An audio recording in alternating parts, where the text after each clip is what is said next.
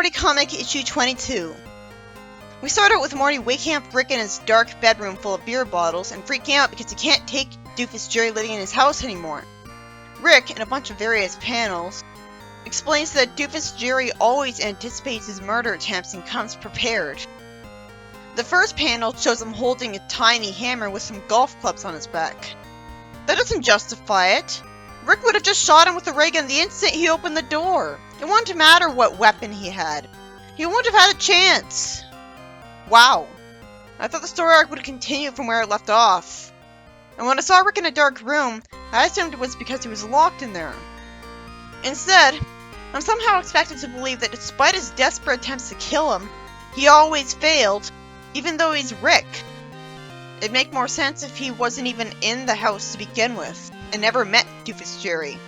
I can understand that he was keeping his bedroom door closed and kept his portal gun with him, and Rick thinks his family wouldn't believe him if he killed him and told them he was a fake, because of course he'd say that if he wanted to kill Jerry. But when he's alone with him, one shot when he's not able to react in time is all it would take. I'm interested to see where this goes, but it's so obvious that he wouldn't have lived this long. All because he was too stupid to just kill Rick when he had the chance if he was so casual about threatening Morty. But it'd suck if he did kill him, but that just shows you what a doofus he's really being. For what, the third time? How'd he get so successful again? Suddenly, Rick says that he wants to use the neutrino bomb to start over because he can't live in a world where a Jerry can beat a Rick, and he doesn't have his portal gun. At least this makes sense because he tried to do this in the pilot episode. And like there, Morty tries to stop him. All he does is tell him not to without even trying to reason with him. But he's smart enough to know that'd be pointless. They at least downplay this grim moment because Rick calls his hands gross and says he knows where they've been. And it comes off more than bickering. Then Doofus Jerry reveals that he disarmed that neutrino bomb after the end of the last issue when Rick was vulnerable. Really? He found the neutrino bomb that easily when he didn't know it would exist and knew what it was and disarmed it? From what I've heard, real bombs aren't simply a matter of cutting the right wire to disarm them, because obviously they'd be too easy. That is such villain Sue material. Morty's taunted because he's got Beth in his room, and Morty was way too slow to figure out his taunt because of a painfully unfunny, dragged out joke that came out of nowhere. Oh, I just realized Morty still has that cut on his forehead from the previous issue's beginning.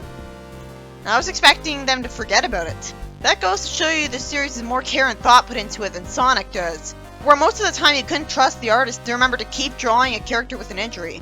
When Tails got a bump on his head, it was gone an issue later. At least Morty got mad at him and tried to stand up to him. But because he telegraphed himself so obviously, Doofus knew to hold him in front of him. Doofus Jerry dodges Morty and Rick's attacks. They get out of the room, and Morty gets in Rick's way by accident, causing him to trip. Doofus Jerry fortunately cheers up and walks away, saying that they'll laugh a minute, rather than killing them. And Morty finally asks why he doesn't throw them out and get rid of them. Rick says that it's because he doesn't see them as threats. But he clearly saw Morty as a threat last issue because he threatened him. Apparently he changed his mind. Then it's fortunately revealed that Rick's protected Summer from him. He shrunk her down and put her in a small panic room with her cell phone, pillows to sit on, and a door that only she can open. She's got a little fridge and can see outside. And eventually I figured out that Summer's panic room was on a necklace Morty was wearing, which went wrong. I just realized what the panic room didn't have for her. A bathroom. Guess she wasn't in there very long, or Rick regularly takes her out for bathroom breaks. Morty says that if Rick is always the solution to a Jerry, as he said, he should go to the Council of Ricks for help, even though he hates the idea. Which again is confusing because in the show, the Council of Ricks talks as if only one Rick, the show Rick, is the outlier that doesn't like them. But this Rick is a different one from the one in the show and still hates them even though they're himself, so is he confident in himself or not? After a page where the predictable happens, as Jerry wakes up and he somehow thinks they can run back in time until it changes direction, Doofus Rick says he can come up with something. And then we see the Council of Ricks go after Doofus Jerry and be condescending.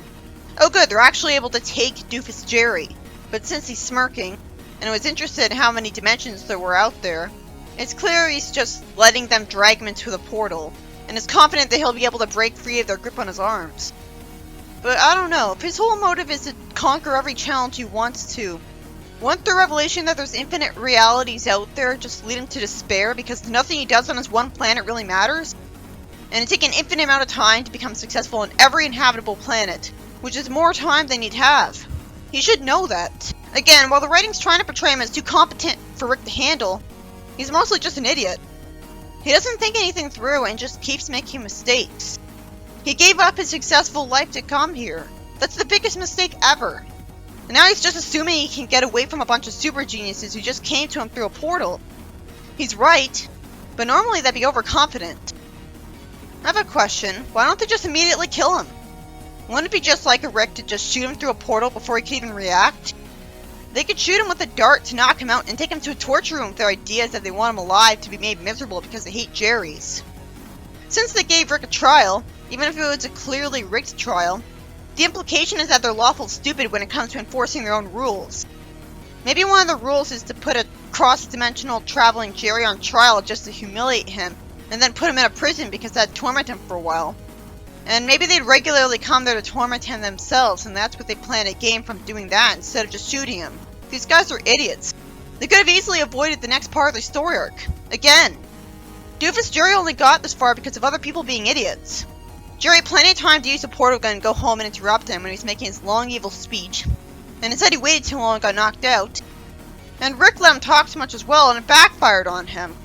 The only good thing about the Doofus Jerry thing is that he's actually really scary. So he's a complimentable villain in that sense. I think the story arc is interesting enough to be worth the fact that it's kind of forced. Because it's still just Jerry, and somehow he manages to get as far as he does. But it's worth it to see someone like Jerry be that dangerous. Rick fortunately adds to Jerry's character by explaining what Doofus Jerry hasn't done, like read his previous magazines, or leave little Harris in the sink.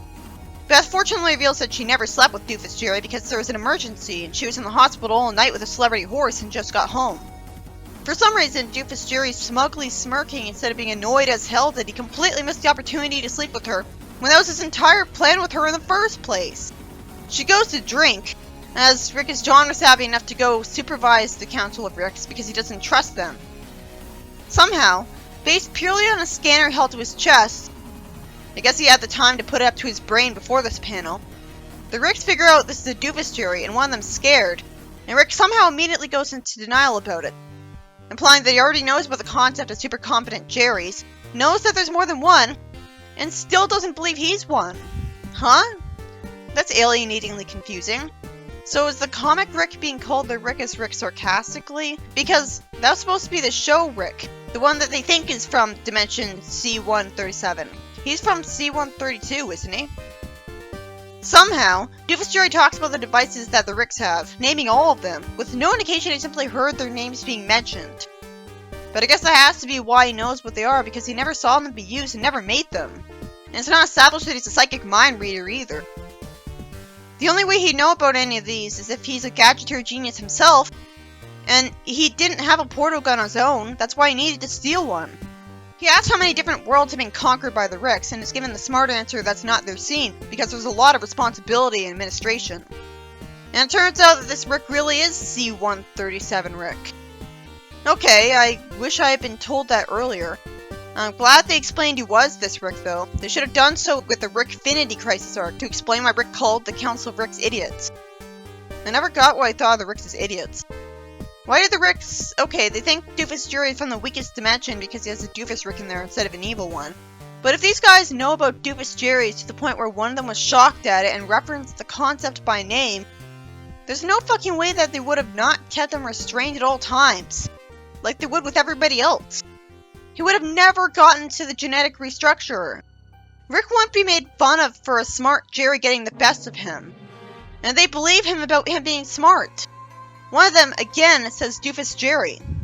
Won't these guys know how successful and smart Doofus Jerry is if they can see into other dimensions?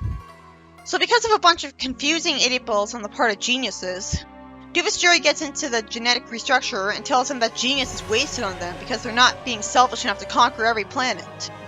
He asks why they're making all these things if not for military power or financial gain, showing a very simplistic worldview for a so-called smart guy, and says he plans to be a god as purple smoke goes everywhere and makes one of the Ricks cough. Doofus Jerry explains that in his dimension, He weaponized the toxin from the white geranium to kill the Japanese beetle that threatened to eradicate all the food supplies and forests. I wish I knew how that Japanese beetle infestation started. He says that he's altered his pheromones to be poisonous to Ricks. First off, how would it only be poisonous to Ricks? They're all humans. They're not a separate species. Second, how do you know how to operate the genetic restructure he just saw? I guess it has a really user-friendly interface. More importantly, why on earth was it able to make that? It was made by Ricks. It'd be a lot less convoluted and confusing if we were told that it was by a wizard and he activated a magic spell. Summer's seen everything, so she uses the portal gun she apparently had with her instead of Rick having it. And this lets Morty and her carry Rick to safety. As I wonder how the hell Rick didn't get the idea to create a portal below Doofus Jerry and teleport him to his death. I assumed the reason he didn't do that was that Doofus Jerry kept his portal gun. The Council of Ricks wanted to deal with him their way, and he would get in trouble with them if he did. Like, they would go after him. It was intimidating to see that Doofus Jerry's keeping a few Ricks alive to be his slaves. But, so is he planning on sleeping in a bedroom with a locked door? Even then, Ricks can create portals with portal guns. Shouldn't it be obvious to him that they'd inevitably warp to him when he's asleep and kill him? He knows he needs their brains and technology to subjugate, so he knows he's not as smart as them? I thought he was always acting like he was smarter than Rick. This story started out really confusing me. There's no good explanation for why Rick didn't surprise attack kill Doofus Jerry with a ray gun. He would have killed him really quickly and ended the story arc right there. Well, at least Rick was competent enough to keep Summer protected, which is why it needed to be written that Rick was there. And apparently he gave her his portal gun. But if she had his portal gun, couldn't he have just asked for it and used it against Doofus Jerry instead of immediately trying to jump in an excuse to try to destroy the world? But shouldn't it have been obvious to everyone that they should have just created a portal below Doofus Jerry and it would send him into a volcano? Doofus Jerry conveniently was left unrestrained enough to use the genetic restructure that was conveniently right there for him and easily usable so that he could make himself toxic to Ricks. Which somehow Ricks made a machine capable of doing instead of programming that as impossible, just in case one of the Ricks tried to exert absolute authority over the other ones. They know about the concept of Doofus Jerry's already, and yet they still didn't take him seriously? Really? He was a menacing villain, taking power over them, so that was a badass and memorable part of the comic. I can say I remembered that fondly as a refreshing villain moment for Jerry. They had to write him becoming that powerful to fully take advantage of his character as a competent evil twin of Jerry. So it'd be lame if nothing on this scale ever happened. But him even getting to that point was confusing. I didn't realize when I first read the comic just how frustratingly stupid the other characters had to be just to let a mere Jerry get this far. Sure, he's smart, but he doesn't have constant access to advanced technology on his person. It makes sense of him to survive Rick's murder attempts if he had found and stolen his body force field generator. He could have hidden a ray gun with him and used it to get free of the Ricks, instead of them letting him go and not keeping their eyes on him. You'd think they would have had him actually handcuffed, so that it'd be impossible for him to use the genetic restructure that was somehow right in the trial room of all places. I don't even know why they made that device. I wish I knew so that it wouldn't just be there as a Diabolos Ex Machina for him. I guess they made it because they can, and that's good enough. But that doesn't justify it being right here instead of in a lab. If he thinks he only needs a few Ricks, maybe most of the Ricks he didn't kill knew to run and hide from him the minute they saw his poisonous gas from afar. Because otherwise he would have killed most of the Ricks in the council, and that would have lasted.